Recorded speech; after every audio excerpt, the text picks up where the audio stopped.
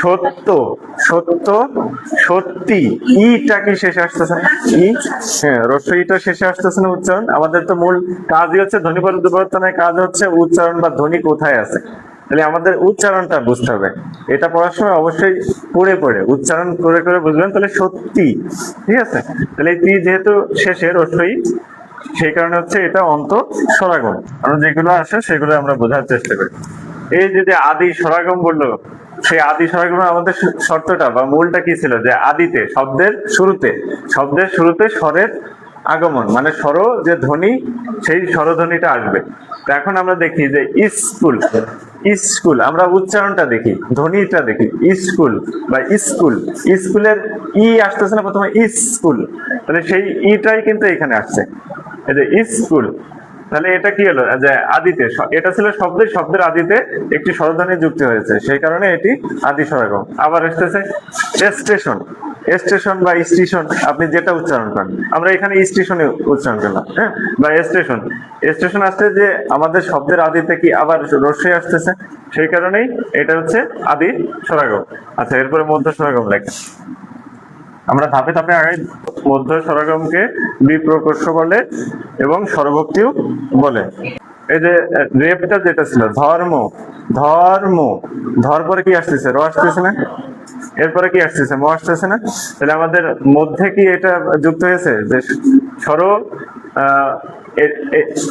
মধ্য স্বর যুক্ত হয়েছে না? যে একটা বর্ণ, বর্ণ যুক্ত হয়েছে না? সেই কারণে হচ্ছে এটা মধ্য স্বরাগম। তাহলে এখানে আমাদের কি মধ্যে কি যুক্ত হলো? একটা বর্ণ যুক্ত হলো না?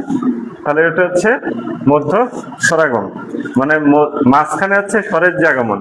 ধর্ম, ধরম, ঠিক আছে। রত্ন, রতন। এই যে দিশ এবং দিশা, শব্দের শেষে কি একটা স্বরধ্বনি আসছে না? আকার, দিশ দিশা। আর সত্যি, এই যে রশ্মি রয়েছে সত্যি, এটাকে আমরা আপনি ভাঙতেও পারেন। এই যে সত্যি, এটা কি কেন, মানে অন্ত স্বরাগম কেন? সত্য, সত্য, সত্যি, ইটা কি শেষে আসতেছে না?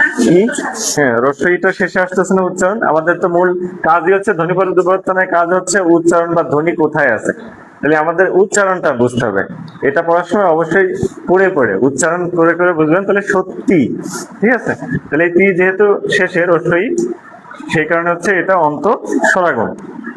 তাহলে এটা হচ্ছে আমাদের স্বরের আগমন হয়ে গেল, এটা বুঝলেন। এরপর হচ্ছে স্বরলোপ।